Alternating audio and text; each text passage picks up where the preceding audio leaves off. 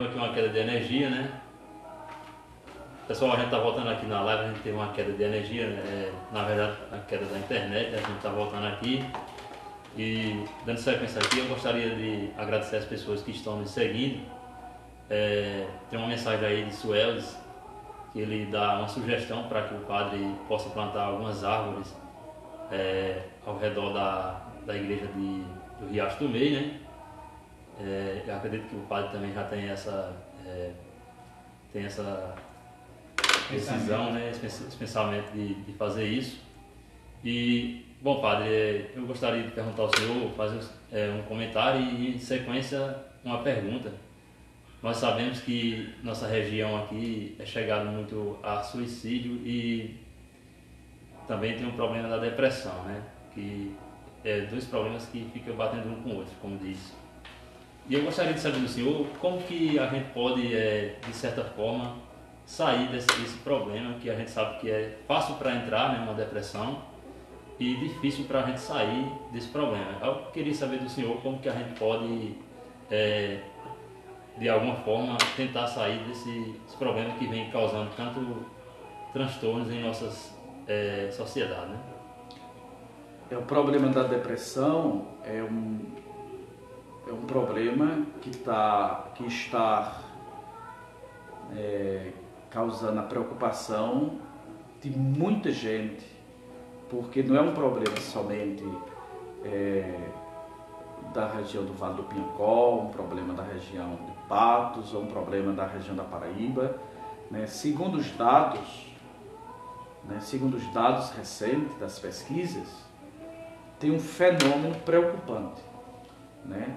O suicídio ele está maior na juventude do que nas fases mais adultas. Por exemplo, o suicídio atinge mais as pessoas de 20 anos do que de 30 e atinge mais as pessoas de 15 a 20 anos do que de 20 anos a 30. Quer dizer, quanto menor a idade, maior. Isso é preocupante, porque antigamente, né, as pessoas às vezes entravam numa crise dessa, quando a mulher chegava na menopausa e assim, às vezes perdia o marido, entrava mais em crise. Mas hoje está uma coisa absurda, né, que está preocupando todo mundo.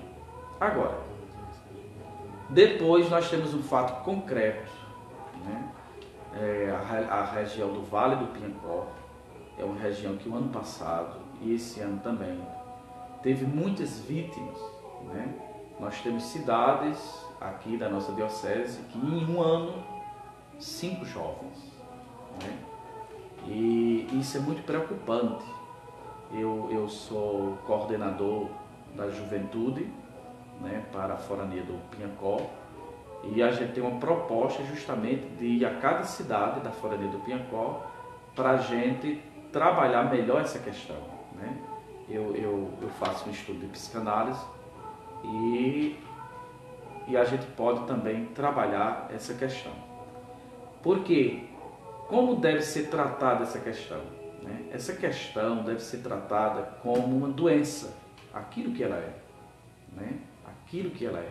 A gente vê muitas pessoas leigas que muitas vezes vai ajudar e termina piorando. Por exemplo, você chega perto de uma pessoa que está nesse quadro, ou então no quadro da depressão, e você dizer assim: olha, isso é falta de fé, é mesmo que você matar a pessoa. Porque a depressão ou uma mente suicida não é uma questão de falta de fé. A fé ajuda a gente a se equilibrar, isso é verdade, né?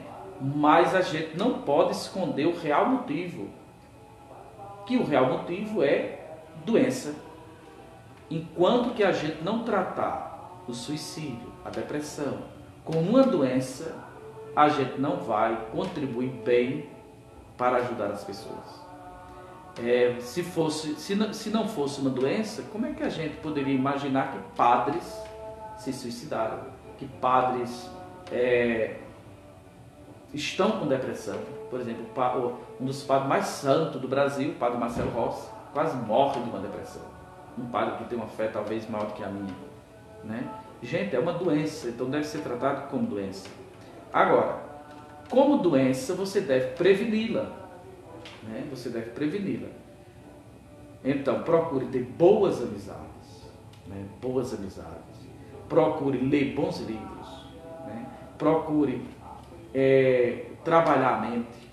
Se você vê que alguém está com a depressão, imediatamente procura endereçar essa pessoa a um profissional. Porque às vezes acontece também que não é depressão. Às vezes alguém chega para mim e diz assim: padre, eu estou com depressão. Aí eu faço a pergunta: qual foi o médico que lhe diagnosticou a depressão? Foi minha vizinha. Eu digo que sua vizinha é formada em qual universidade? Está entendendo? Às vezes as pessoas botam muita coisa na cabeça, né? Então, é preciso que a pessoa, quando está com um quadro que não quer fazer as coisas que costumeiramente fazia, então ela mesma procure um psicólogo, um psicanalista, procure um médico, procure um psiquiatra, né? E aí você vai sair da depressão. Agora as pessoas, elas querem dar uma, muitas vezes, de heróis, de heroínas, e aí muitas vezes chega na depressão profunda sem querer ir ao médico. Não se pode fazer isso. Né? Depressão é uma doença grande. As pessoas chegam e dizem assim: padre, eu não tenho condições de arrumar minha casa. Eu choro porque eu vejo minha casa suja, minha casa desarrumada. Eu poderia fazer aquilo. E eu vejo que eu deveria fazer aquilo, mas eu não tenho forças. Isso é a depressão, né? E aí quem está perto não pode dizer assim: é porque é preguiçosa, é desleixada. Não. A pessoa está doente mesmo, né? Está doente mesmo. Agora, o que não pode é a pessoa está doente, não tem força para fazer isso, mas também não quer ir ao médico. A pessoa tem que se ajudar, né? Tem que se ajudar. Então, é um problema de saúde, né? Que a gente deve tratar com saúde. É claro que a igreja, segundo as pesquisas, quem tem um apoio na igreja, né, tem mais força para sair, né? Mais força para sair. Na questão do suicídio, eu quero dar um conselho às pessoas. Uma pessoa, ela não se suicida de um dia para a noite. Uma mente suicida, às vezes, leva mais de 15 anos. Pode ser uma questão hormonal, pode ser uma questão hereditária, pode ser uma questão factual, né? Agora, é importante que, se a pessoa já pensou uma vez, 2 vezes, 3 vezes, 4 vezes, a pessoa mesmo procura um profissional. Ele não vai dizer esse segredo seu a ninguém, mas você vai se tratar. Segundo as pesquisas, em cada 10 pessoas, 5 já pensaram. Então, não precisa a gente achar que é só a gente. 50%. Né? Então, tem que ter cuidado. Né? E o suicídio, as mulheres tentam se suicidar mais do que os homens. E os homens cometem suicídio mais do que as mulheres. Então significa que as mulheres tentam mais, mas os homens conseguem. Justamente porque são mais fechados, né? Não querem muito ir ao profissional. Quando vão, já está muito avançado, ou então nem vão. Né? E uma coisa, padre, é bom até o senhor explicar sobre, em muitos casos, né, pessoas que passam um tempo triste, né, aquela tristeza da vida, e já pensam que está com depressão. Aí não pode imaginar, porque a tristeza, ela vem das coisas, vamos assim dizer, naturais. Por exemplo, alguém perdeu uma pessoa que muito amava. Olha, se essa pessoa não se entristece em nenhum momento, é sinal que é doente, né? Essa pessoa é doente. Então, a pessoa tem que viver o luto. Alguém que perdeu alguém que ama, né? Então ela tem que viver o luto, deixa ela chorar. É comum que uma pessoa fique, por exemplo, um filho que perde uma mãe, é comum que ele fique um mês ou até mais sem querer sair de casa. Deixa ele viver isso, Ele precisa viver isso, né? Agora, a tristeza, ela passa mais ou menos 3 meses. Depois de 3 meses, se uma pessoa não tem força para trabalhar, não tem força para sair, aí já está entrando num quadro de depressão ou de outra doença, né? A tristeza tem um fato, a depressão muitas vezes não tem, né? Mais hormonal, é coisa, mas tem a depressão factual. Mas voltando à questão do suicídio, por exemplo, como é que a gente deve se comportar quando percebe que alguém está prestes a cometer suicídio ou que tem pensamentos? O suicida, ele tem crises. Então, você viu que uma pessoa chegou para você e disse: olha, eu estou querendo me matar, tirar minha vida. Então, na verdade, essa pessoa, ela não está pensando na vida dela. Ela está pensando num tipo de dor que muitas vezes ela, se for um fato, ela sabe de que é a dor. E ela acha, e ela quer sair dessa dor. Mas, às vezes, se for uma questão hereditária, ela não sabe nem de que dor, que vazio é esse, né? Mas ela tem um período para passar por isso. Vamos dizer que a crise está ali, eu quero me matar.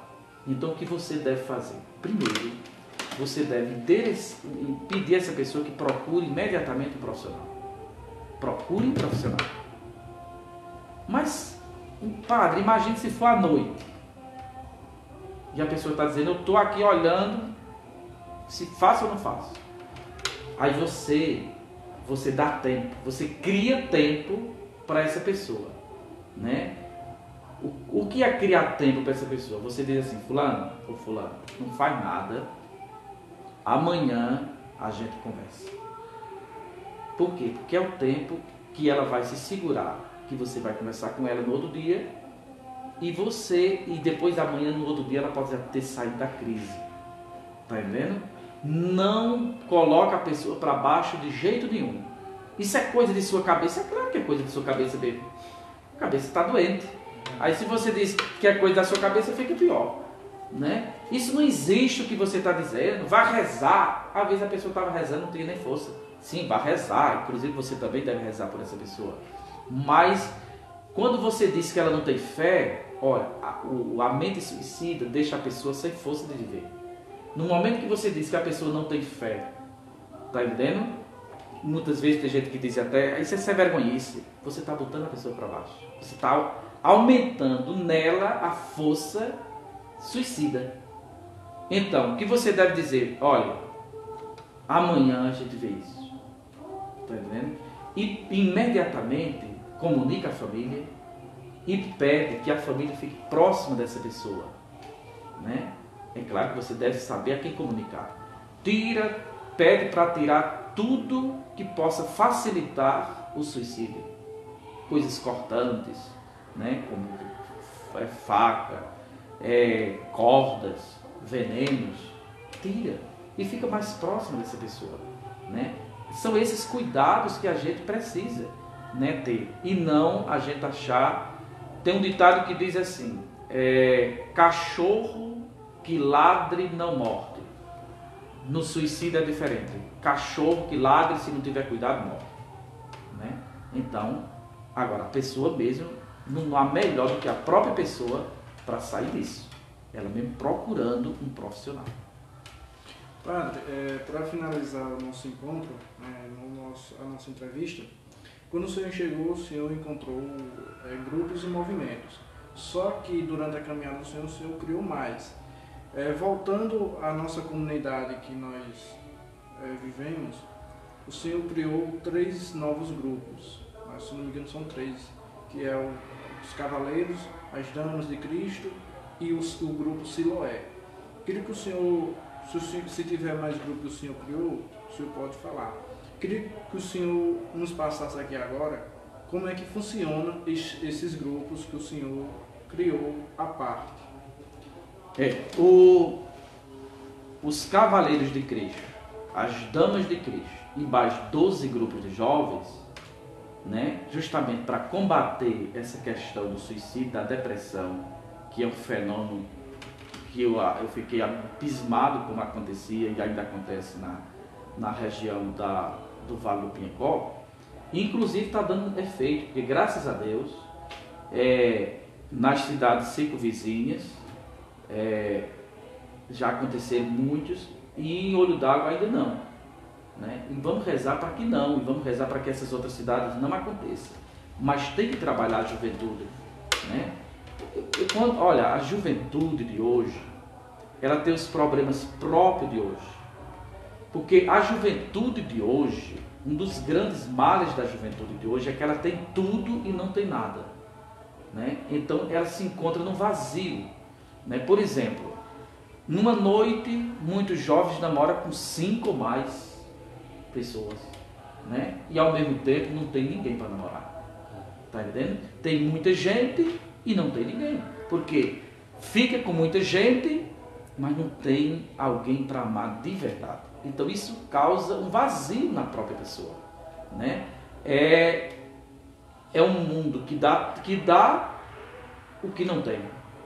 Dá tudo, na verdade a pessoa não fica com nada. E tem N causas que faz com que a juventude seja fragilizada. Né? Por exemplo, os cuidados exagerados dos pais.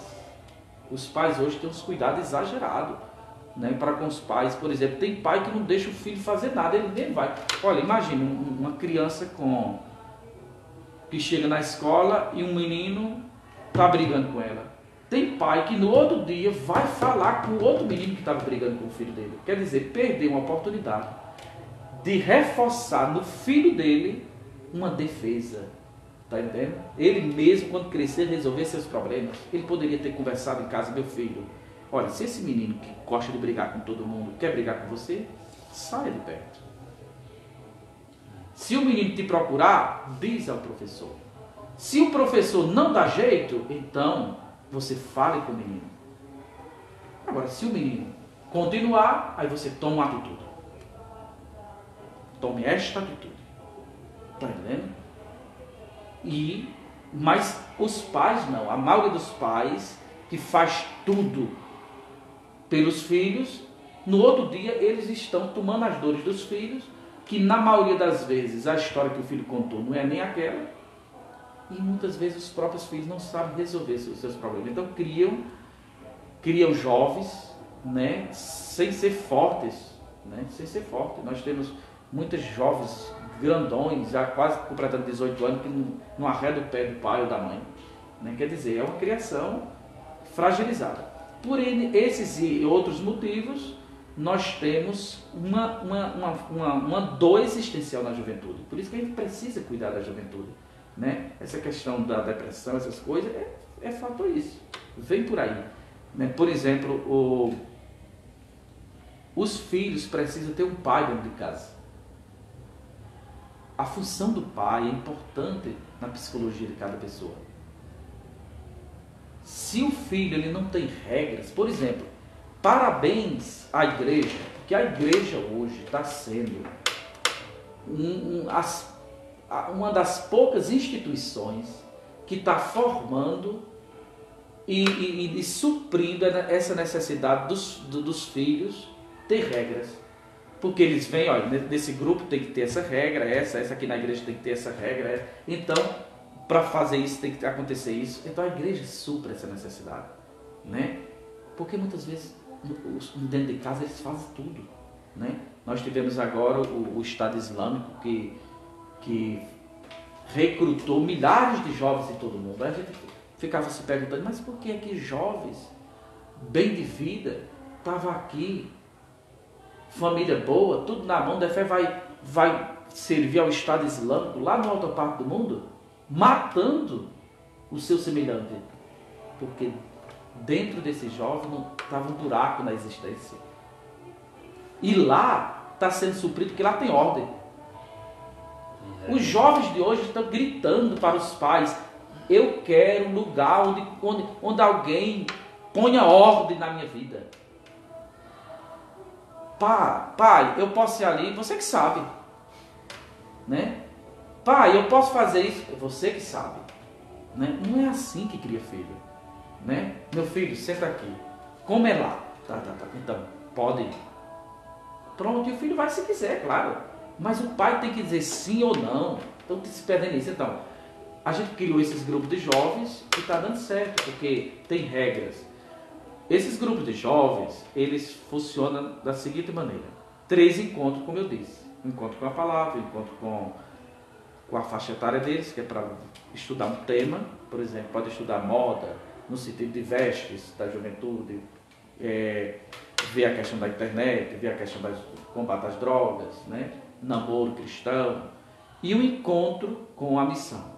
Faz as espiritualidades, visitas. Graças a Deus, a gente precisa sempre trabalhar isso. Aí eu criei o Siloé, que é um grupo mais de oração, mas que presta um trabalho de visita também às casas, de celebrações na igreja, né? Que tem a espiritualidade ligada ao Shalom e que tem feito, né, o seu trabalho na nossa paróquia. A gente criou também a Pastoral da Pessoa Idosa, que já faz esse trabalho bonito, não tem nem um mês, né, que foi implantada a Pastoral da Pessoa Idosa, e a gente precisa criar mais grupos, né, porque a igreja sempre é dinâmica e tem as necessidades, né. Se eu criei mais outros grupos aqui, eu não estou lembrado, né, aqui na cidade, né. Mas, por exemplo, o MEG, que a gente criou, isso foi muito importante, que tem essa mesma metodologia dos Cavaleiros de Cristo e das Damas de Cristo, que é um grupo também para caminhar com a gente. Bom, pessoal, estamos chegando já ao final da entrevista, né? A gente agradece aqui ao Padre Erivaldo por nos conceder a entrevista. E, se Deus quiser, em breve a gente volta a fazer uma nova entrevista com ele, vários assuntos para a gente debater. Agradeço também aqui aos meus companheiros Luiz Augusto e Léo, a você que nos acompanhou até esse momento. Muito obrigado a vocês, uma boa tarde. Fiquem com Deus. Pois é, pessoal, estamos chegando ao fim desta grandiosa conversa, né, e agradeço a vocês por não ter nos acompanhado, né, e desde já eu já peço desculpa pelo transtorno que teve aqui, da queda que houve, né, a queda de energia com a internet, atrapalhando um pouco a entrevista, mas graças a Deus foi muito bem sucedida, os objetivos foram alcançados. Padre Erivaldo, Luiz e Sebastião, muito obrigado por mais uma vez cumprir as nossas metas e cumprir os nossos objetivos, e que Deus possa sempre nos abençoar. Eu também quero mandar uma boa noite para todos, né, que estão assistindo a live, e agradecer ao nosso padre querido, Padre Erivaldo Alves, né, ele que Deus abençoe muito e que ele fique muitos anos aqui conosco. Quero agradecer, então, o convite, né, de Leonardo, Sebastião e de Luiz. E eu fico feliz a comunidade, a sociedade ter homens como vocês, né? Deveria ter mais pessoas, né, com comunicação séria, comunicação que faz crescer. Eu pensei que seria uma conversa em torno só da festa, né? Mas graças a Deus foi vários pontos, e Deus abençoe também a vida de vocês e abençoe cada um que nos acompanhou. E agradecer também a exclusividade que nós tivemos, que eu acho que foi a primeira entrevista que o senhor deu depois que chegou em Olho d'Água aos meios de comunicação daqui, né? Então, Pois até mais, galera, e até uma próxima, se Deus quiser. Fiquem com Deus, que Deus nos abençoe, né? Muito obrigado a todos e um bom final de semana para todos. E até uma nova oportunidade.